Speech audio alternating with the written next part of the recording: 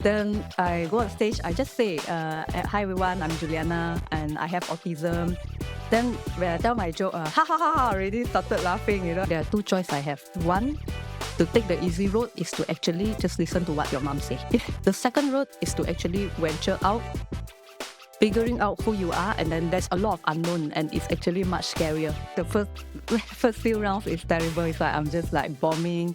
And it's so bad to the point that some comedians even tell me that I didn't even deserve to go on stage. Welcome to Before We Get There, the podcast where we explore people's life paths, the moments of change, and how we make sense of where we are now. I'm your host, Nicholas Braman, and today I'm joined by Juliana Heng. They left a career in accounting to become a stand-up comedian. And somewhere along the way, the stage became the place they figured out who they actually were. What draws me to Juliana's story isn't just the career pivot on its own. It's what the pivot uncovered. Comedy was the thing that surfaced parts of themselves they had spent years keeping quiet. And we get into all of it, leaving the safe path, the cost of being yourself when the people closest to you want a different version, and how you build a life around being happy, healthy, and well-loved when none of the usual checklists fit. If you've ever felt like the standard script doesn't fit you, this conversation is for you. Enjoy the show. Hi, Juliana. Thanks so much for joining me today. Hi, Nicholas. Thanks for having me too. I'm really excited to talk to you. And I wanted to start off with, because you're a comedian, I've had a few comedians on the show, always a fun conversation. But you started, I believe, quite a few years ago. What grew you into wanting to try stand-up, and how did you start? That is a very good question, because when I first visited an open mic, I noticed that the comedians, they are very unfiltered and they are very expressive in their thoughts. And it's amazing to see that, because coming from a corporate background, we are already kind of like trained to like filter and then portray yourself in a certain image.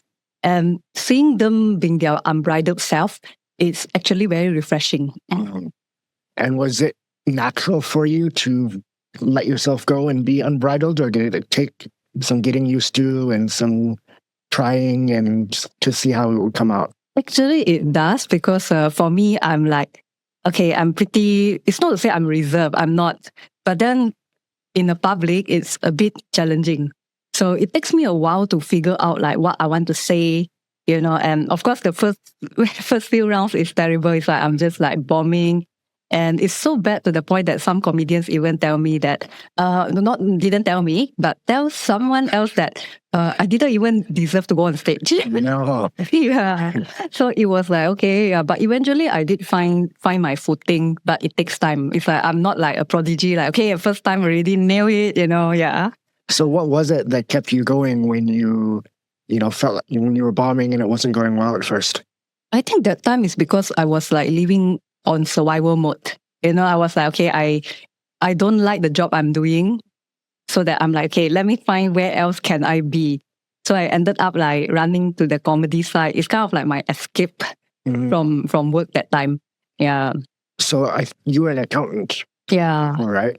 And so you were proactively trying to get out of corporate life and found comedy, or was it kind of happening at the same time that once you found it, you realized, oh, there's something more than going to an office from 9 to 5 every day? Yes, it does. For me, I felt like, okay, like maybe there is like something else I can look towards rather than just like be stuck in that job because my parents told me to do so. But when you were young, did you have any thoughts of going into, because you do a lot of different creative type of work now, did you think of that growing up and you were kind of funneled into the rat race, or was it always that path and then it was only later you realized you'd like to do something else? I felt that for me back then, it's like I always thought that I might want to go into creative field. But I'm afraid, because of our traditional setting in Malaysia where Asian parents, they are like, okay, we love you and we want you to take the path of least resistance, which is to just study hard, get your degree, go to the office, and after a few years, get married, have kids. That is like the least resistance. So for me, that time I was like, me and my friend during my tuition days, that time we watched a lot of American Idol. And the host is Ryan Seacrest. So we were like, yeah, we wanted to be like Ryan. He's so cool, Yeah. But both of us didn't follow through. So ended up, I went to do accounting while my friend went to do engineering. Very traditional. Yeah. And so then what happened when you told your parents? So what happened when you actually decided to leave corporate and go and do comedy? What was the reaction? Actually, it didn't. It's a mixed reaction. Like, of course, my dad was happy. He's like, oh, okay, at least you get to like find an outlet to express yourself. Because my father, he loves poetry. He likes writing poetry and he loves movie. In fact, personality-wise, I'm more similar to my dad. We watch movies together, we listen music, and we actually had a good time together. And while my mom is the one that's like, okay, this is the path, you must do this, you must do that, the taskmaster. Like Tiger Mom style. Tiger Mom, yeah. So of course for her, it didn't go well at all. And because there's too many, what she thought about the stand-up comedian is quite negative thing. Like to her, she think that, are you going to the nightclub and be a GRO, something like that. That's the image she had of people working in nightlife. So of course, she's not happy. And also like, okay, I'm like, some of my friends told me, okay, since your mom doesn't quite understand, why don't you bring her to a comedy night? So, okay, I managed to bring my family there. Bad idea because I totally suck. And of course, that time I remembered, all of them said I'm not funny. That's fine. That's a fact. But then my mom was like, okay, you know what? Firstly, you're not funny. Secondly, I know what you did after the show. All the boys in the comedy scene, you go and F them after that. I'm like, oh, that is a personal attack. Wow. And so how long did it take you to get good enough where you're getting laughs, where you felt comfortable and you realized, okay, I can do this. I'm a comedian now? Honestly, it's about like almost 1 year, where I actually somehow figure out like finally when I got the topic right, that's when things start to change a bit better. Because otherwise I'm just being very generic. I'm just like telling stuff that I thought is funny. And unfortunately they are not. And also another thing is, joke is not just about like telling what's in your mind. You also have the structure. And I think that time I don't know that. I don't know that I have to structure my stuff. So when that didn't happen, it's like no laugh. Most of the time, no laugh. But that time, because I'm just like looking for an escape, it doesn't matter. Even I just hang out and then like all the comedians were like, what is this kid doing here? Like why is she still here? Like they don't get it, But for me, that is like a safe harbor that time. Even though I did not do well at all, but I'm like, okay, this is still better than the office job I'm in. And so how was the actual transition? Like, did you start to make money doing your comedy and then say, okay, here's my, throw your resignation letter? Or did you make the jump first before you had traction? Or what was that part like? I actually made the jump because for me, the day job was like it comes to a point where I felt it's unbearable. Like it's like choking me. I can't sit anymore in any meetings. Yeah, it's like, and then I also find it a bit difficult to relate to my colleagues, most of them. So I'm like, okay, I don't have money. I have some like small savings from some like investment funds, like my parents set up for me. So okay, let's just go with that first, and then I figure out life after that. And it takes me also a while to get paid, and it's only 50 ringgit. But it was like amazing. That time you're like, this is my first 50 ringgit from comedy. This is amazing. Yeah, but then not really. Even after doing for so many years, it dawned on me that stand-up comedy, unless you really hit a lot of milestone, if let's say you're just doing it, like you're just all right, you're better than a beginner, but you are lower than a pro level, it's still very hard to make a living. Like you need to pay rent, you need to pay your food, and I have a dog, so there's one dependent. So I'm like, okay, eventually the reality kicked me back. I eventually went back to a job. Yeah. Okay. Was that hard? Actually, okay, at first I thought it was hard, but poverty is actually harder. Yeah. Like, because at first when I first left, I'm like, okay, you know what? I don't care. I'm choked in that environment. So let's come out. And when I first came out, of course, I ended up doing all kinds of odd jobs. Like I drive Grab. I also deliver goods, like deliver cake, flowers, documents, all kind of things. But then that was that time, that was 2016, which is like, okay, exactly 10 years ago. I have a lot of energy. That time I'm like, yeah, charge. I can be in 10 places in a day. I can just take my car, just run around. So delivery actually works for my brain who cannot settle down. So I'm like, but now I'm like, I'm tired. So nowadays I'm like, even one place or so, I'm like, I have to plan, like, okay, make sure that I have enough energy for this engagement, yeah. Right. I feel like, because I'm a big fan of stand-up, but I feel like a lot of comedians have like a different way of viewing the world, or sometimes they have maybe some trauma in their childhood or something that happened to them that just makes them relate and then be able to tell stories or to tell jokes in a certain way. Were there comedians that you admired and liked when you started? I think at first when I started, it's actually a Malaysian comedian. I watched like Douglas Lim, Poon Ji Ho, and I'm like, oh, they are great. I like their comedy style. Yeah, and then Harif Iskandar, of course. So of course I go for that. But after a while, I'm like, okay, I need to find someone who is like closer to who I am personality-wise, identity-wise. So eventually I found this comedian. Her name is Anna Gatsby. She's an Australian comedian who is also neurodivergent and also queer.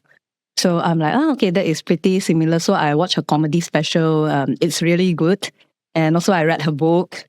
So she's like my role model for comedy. I mean, the closest role model I actually get for stand-up comedy. Yeah. And so again, talking about traditional society in Malaysia and Asia, being neurodivergent isn't something that is, quite completely that well understood by everybody and that sort of thing. When was it that you kind of realized that you were maybe not exactly the same as everyone else? And how did you see it at first? Like, was it worrying or was it freeing, or what happened when you started to realize? I think it's pretty interesting. I found out, like the word autism is thrown to me when I was actually at work. It's like, can you imagine accountants are already like very square and they find that, you also don't fit us, That is like, and I was like, I think you need to find a job that suits you a bit more, because I think you're autistic. That time I was pretty mad because from my experience, even I don't understand what autism is. Like that time, I know that when I was a kid, we used to hang out with a family and we would go to school together, but they already moved out so that I also didn't keep in touch with them. They have an autistic son. So actually, funnily, we click quite well. Yeah, but he's a prodigy. I think from what I remember, the last time I heard is he's doing coding, like doing programming, and he's earning a lot more money than all of us, but he cannot speak properly, but his maths is like really on point and he's brilliant there. But somehow we click quite well. Like, I mean, not like a lot of words, but we can get along. Like a lot of people can't get along. They think he's a freak and whatever. But for me, I'm like, I hang out with him quite well. But for me, I feel when someone told me I'm autistic, I'm thinking about him. I'm like, no, I talk very well, like why you say that I'm autistic, like if my work is no good, you tell me lah, like don't tell me I'm autistic or what, So I was mad. But after that, when I start doing comedy, that's when, because when you do stand-up comedy, traits that are not very apparent in your daily life, I mean, especially myself, I'm closer to, they say high functioning, right? But high functioning is not the right word. Like saying low support need. So for me, it's like in real life, like it's not that jarring. I mean, if you talk to the auntie, uncle down the road, they will like, hi, you autism, that kind of stuff. They will say like, cannot believe, But then when you're on stage, that's when it magnified. The trait actually somehow magnified. And some comedians notice that you have a kind of like a unique like stage like stage, not say persona, but more like a stage presence. Like the way you talk, your cadence is like slightly different. It's like the pacing, everything is like, is compared to neurotypical comedians, it's a bit different. So, but they also can't pinpoint what is it, They also can't pinpoint. They just say that, I think you need to maybe address that, because normally when you don't address, sometimes your jokes are okay. But because you didn't address that, people kind of like get bothered with that trait, and then they didn't listen to the rest of your joke. They were like, that kind of stuff. So, but then when one day, it takes me a while, I start reading about autism, because that word has been given to me here and there. And also there's autism event, a campaign happening here and there. That's when I went to check out, talk to the medical professionals and all. And then somehow I feel that maybe I am, then let me read up more. And then I realized that, yeah, I am. Yeah. Then I go on stage, I just say, hi everyone, I'm Juliana and I have autism. Then when I tell my joke, ha ha ha, already started laughing, And then all the comedians notice as well. They were like, that is it, like that kind of like, it comes together, like the knot is being tied. It's like something is like, that explains, yeah. Right. So it's like, that's when, that is somehow, that's where I built my set around. Yeah. Okay. And so do you think when you do that, you name it on stage and you integrate it into your routine, is it like empowering to like be public with it, or how does it feel? Actually, it is quite empowering, and it also kind of like bring myself closer to some of the people in the room, because some of them, even if they are neurotypical, they have neurodivergent siblings or niece nephews, or maybe even their parents are neurodivergent. It could be. So somehow they were like, I can relate to that, and somehow it's kind of like a humanity thing, like there is something that is like, okay, something I can relate, and it kind of like makes sense why you behave the way you are. And some of them are neurodivergent themselves, so they will be like, bravo, finally there's somebody who is like us, that is on stage, like it's not just all the men just talking about the teacher, whatever, yeah. Thank God for that, yeah. So I think when I'm not an expert, but when we're talking about people who are neurodivergent or this kind of topic, I think the word masking comes up quite a lot, and how you present yourself around other people if you try to fit in or try to seem like neurotypical people.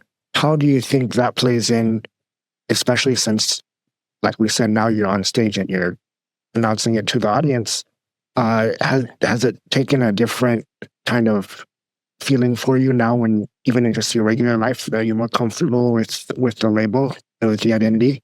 I think the word masking is pretty cool, interesting, because it's like a lot of times when we were younger, our parents would say, okay, like don't stand out too much. You have to blend in, So somehow we will sort of like, we have to present ourselves in very like acceptable ways, like palatable ways. And even at work also, you should try to be you should try to be blend with your colleagues. You shouldn't stand out too much, so that we are all like trained to do that. So masking is actually like, it's also a protective mechanism, because for certain places, if you don't mask, like people straight away notice that, okay, you're different, and that is also an opportunity to bully, sometimes when they notice, like some people, I don't know why, they notice something different, they want to catch out, like mess around. So sometimes also a protective thing.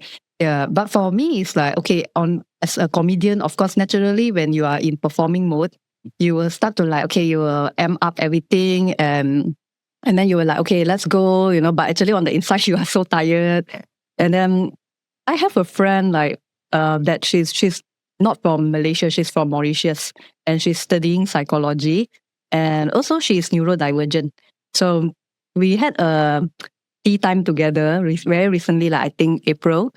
Then she noticed one thing. She said that when I first met you 2 years ago, you were still very actively performing stand-up comedy. You are highly masked.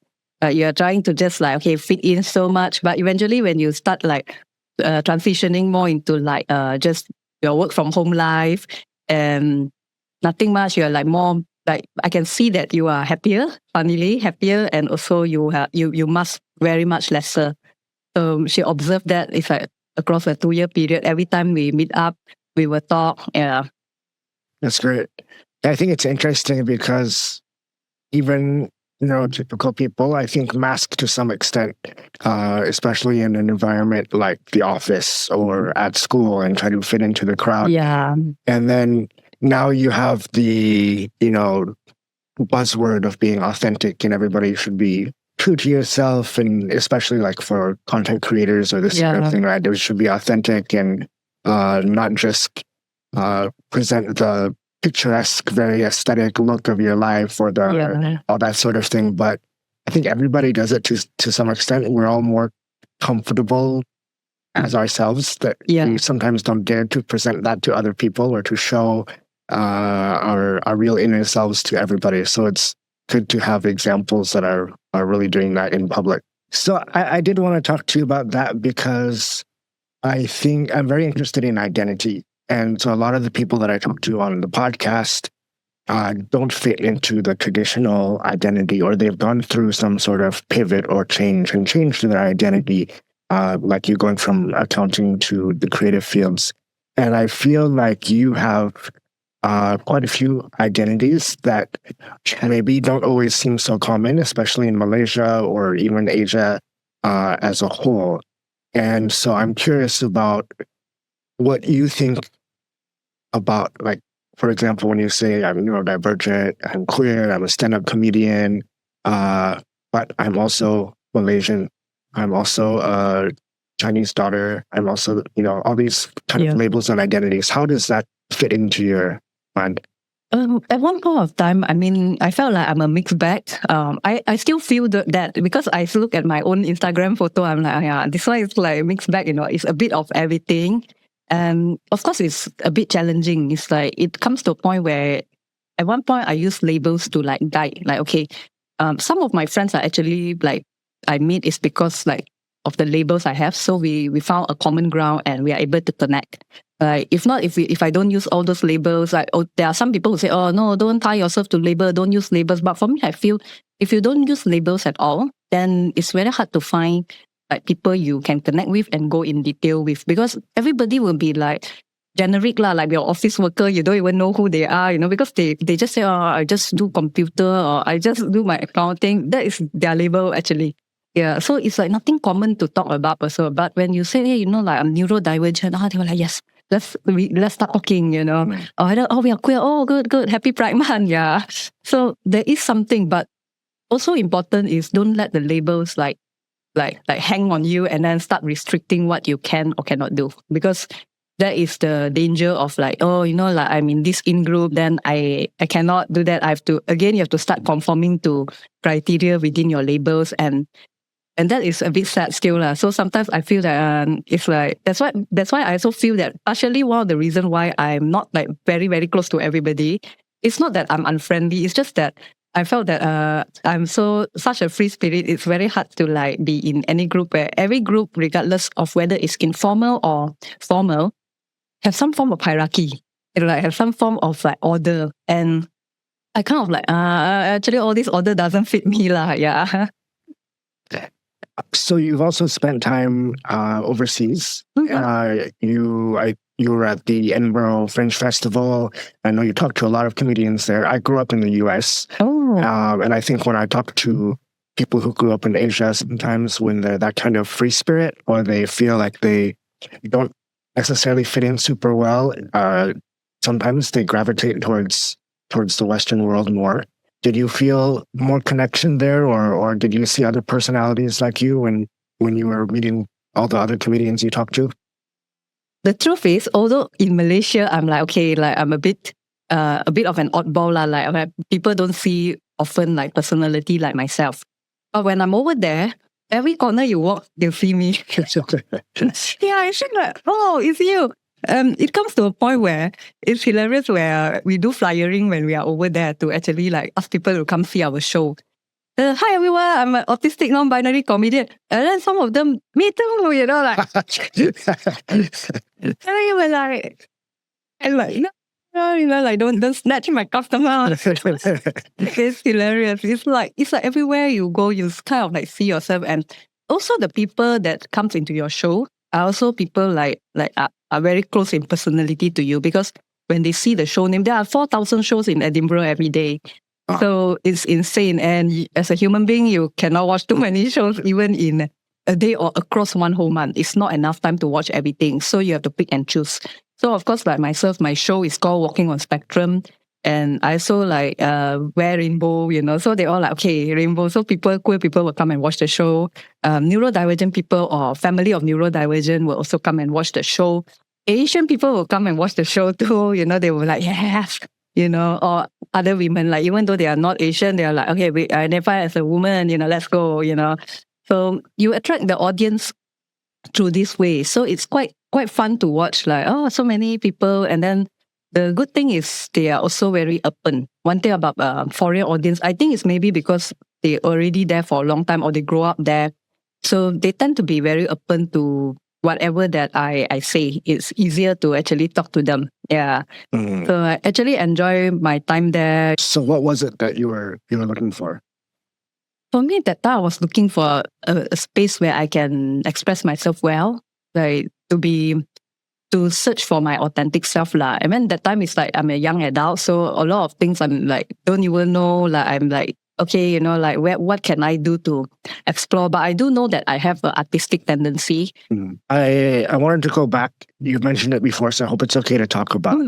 But you talked about there was a moment that you had a very challenging situation in your home and you had to move out, which in places like Malaysia and Singapore, it's, doesn't usually work that way. It's not that easy to do. But now it's been many years later, and I think you've built a relationship. You have a good relationship with your father.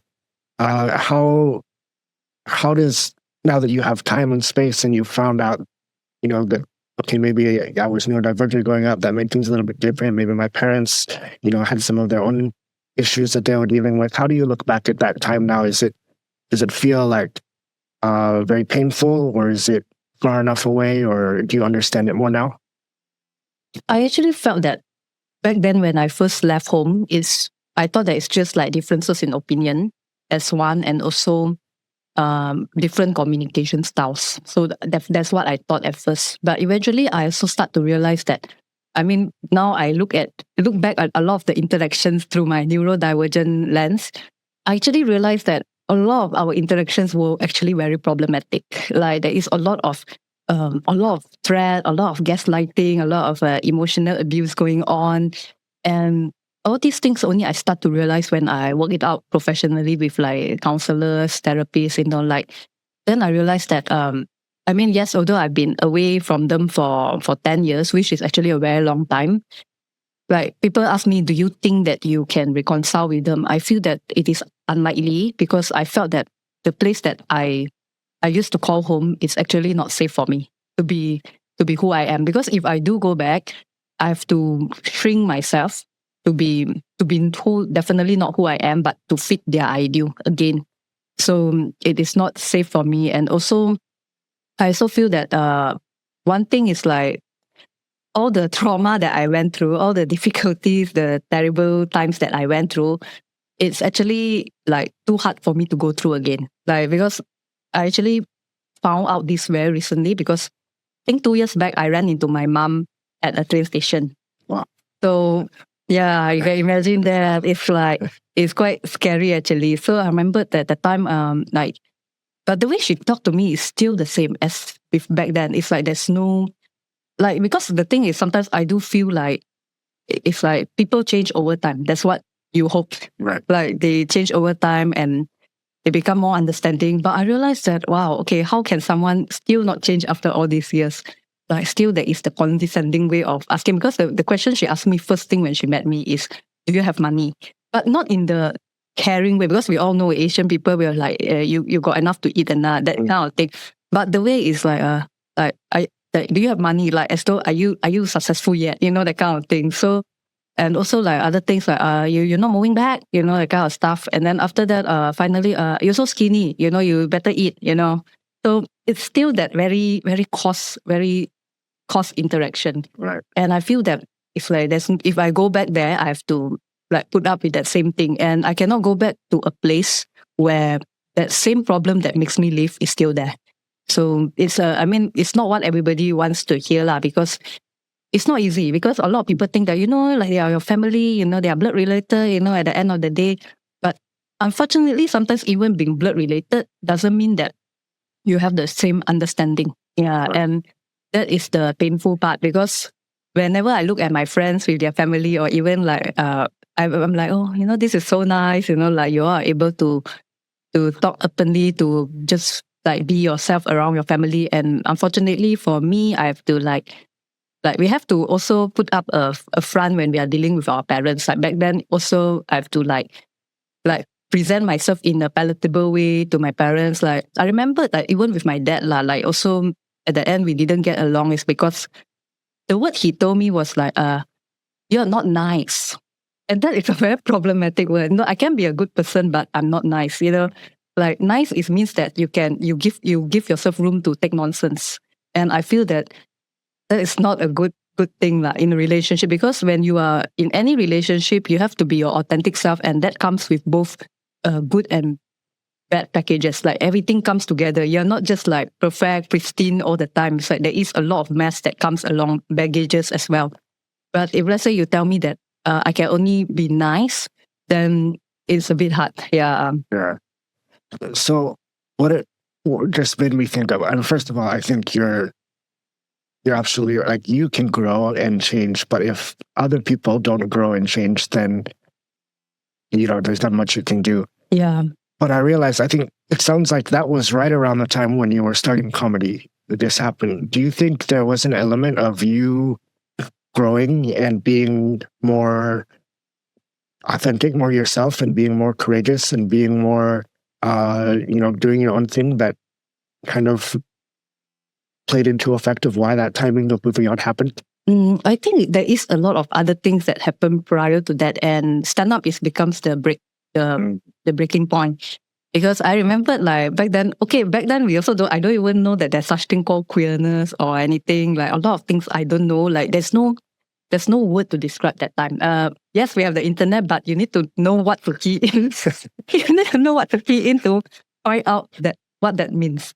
So for me, I remember that like the first time my mom is pretty unhappy with me was when I came back home. Like I was already working that time lah.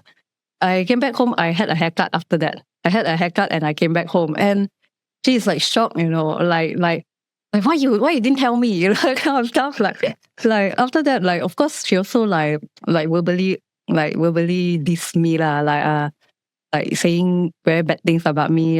Who wants you?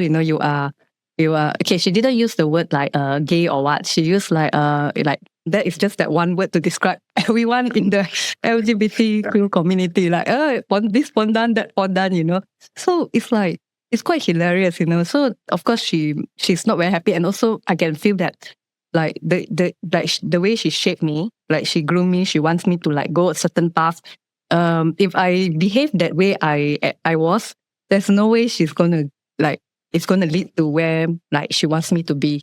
So that already started it, and then little things are like when I started socializing, I talked to like friends, and then when she noticed like the people I hang out with, and then she start like also not happy about it, and then a lot of things, and then eventually it becomes like a full blown like we don't even talk anymore. It's just anger, Everything is like we are just very very angry like to each other. Like there's no conversation, and I think what makes it actually worse is my dad is a bystander. Like he sees everything that happened. He doesn't say anything. He just watch only, like. And then my brother is like at one point he used to like not say adore me or what lah. It's like he's more like okay, like we even went on like trip together, go to Legoland, that kind of stuff. We actually like that.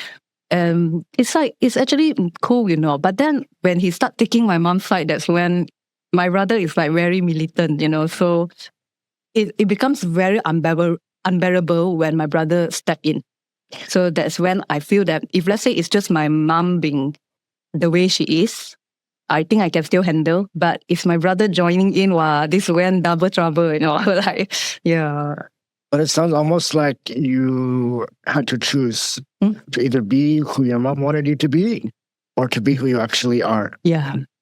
I actually thought of that. I remember one time when I was back home, like sitting down, I'm thinking there are two choices I have, like the one that you mentioned. But of course, it's like, for me, the choice is one, to take the easy road is to actually just listen to what your mom say. Listen to her, go to work in your office, and then come back home, help her do all the chores, everything. That's all. Like you just come back and then don't do all your, no creative activity, nothing. The second road is to actually, even I'm not sure who I am, like I'm figuring out, is to actually venture out, figuring out who you are, and then there's a lot of unknown, and it's actually much scarier. Yeah, so that's why I'm thinking, like, which one should I do? Do I do the safe route, which is to, of course, suppress myself, but live a life that is least resistance? Like, for me, I remember one time when I left my job, and then eventually I found out, of course, like because she nagged my dad every day, like, you better tell your daughter to go and find a job quickly. Of course, my dad has like no choice but to nag me instead, lah. Like, like one person nag another. So I'm like, okay. So I'm like, okay, finally I did found a job, and all, like, okay.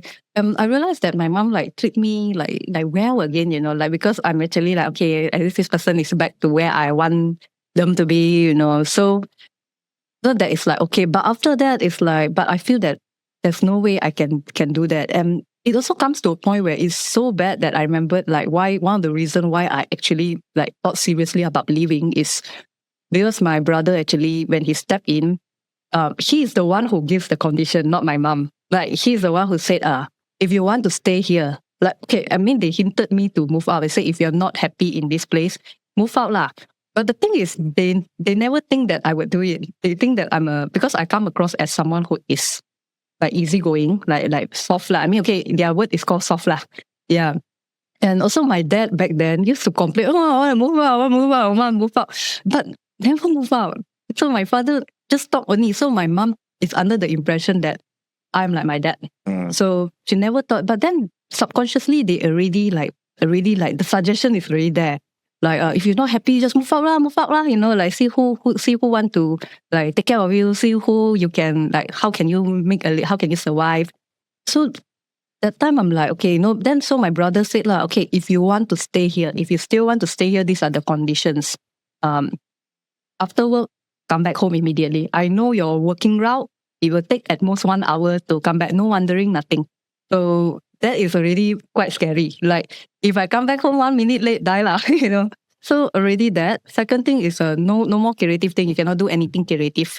You just come back home, do all the chores, And then third thing is just agree whatever we say, that kind of stuff. So I'm like, wow, this is scary, like, this is like, wow, it's like, I say, no, I can't. I mean, I will actually end up, I would die in the house. I mean, either physically or mentally. Yeah, just kill yourself and be a shell of yourself. Just be a gravestone, Yeah. So of course it comes to a point, but I'm also fortunate that time I had friends who to talk with, and they were like, you have to get out of there. Yeah, that's when, yeah, of course my mom hated them lah. My mom hated them for like helping me out to move. Like they helped me, they get me condo, and then they also helped me with moving. And like my mom said, oh, if let's say she doesn't have friends, then we can't, she will still be here, that kind of stuff. Yeah. So it's actually hard. But then for me, I remembered my parting words with my mom that time at the train station. Actually, surprisingly, it's like because it was so long, it's like 8 years already that time when I met her. Of course, she's still herself. And by the time I already booked my Grab, so I say, okay, I can listen to you for 3 minutes. So finally, when the Grab come, I just tell her very calmly. I just say, take care. Yeah. Because for me, I feel that there's no hate anymore. There's no anger, it's just calm, I felt surprised that I come to that emotion, because at one point of time, I used to think it's either afraid or either like tension, but I'm surprised that time I dealt with her rather well. Like just say take care. It's a very simple word that still wishes her well. Like, although we may not be able to stay under the same roof, but I don't want to wish anything ill for you. I still want you to live a good life, and with my other family members as well. So, and that actually takes quite a lot of work to actually reach that level where I can just like become about it rather than still like being very either defensive or being like very like want to combat, there's none of that already. So I feel that that is a surprising outcome. Yeah. Well, I mean, in a situation like that, it's just quite sad. I have a young daughter, and I can't imagine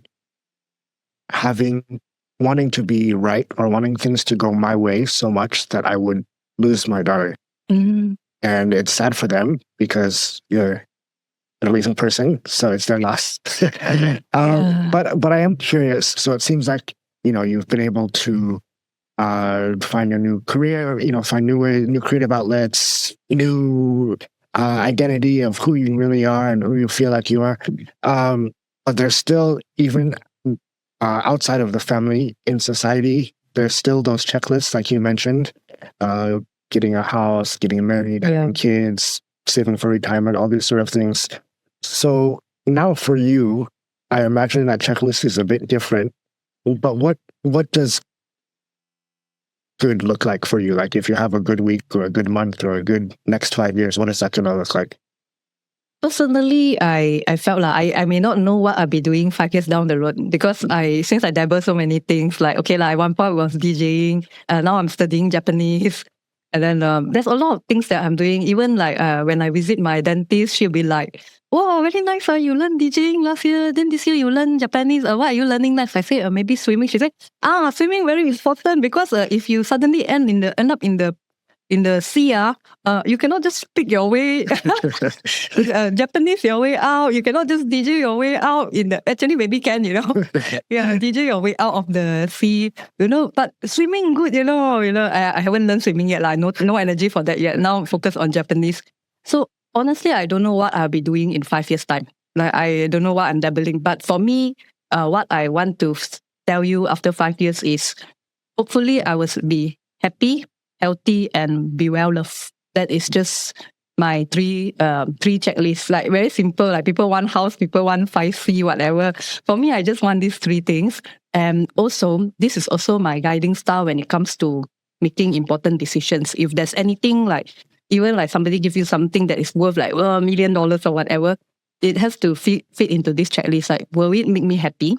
Will it like be good for my health, physical and mental? And also, one more thing is like, is it a space where I'm actually embraced as who I am?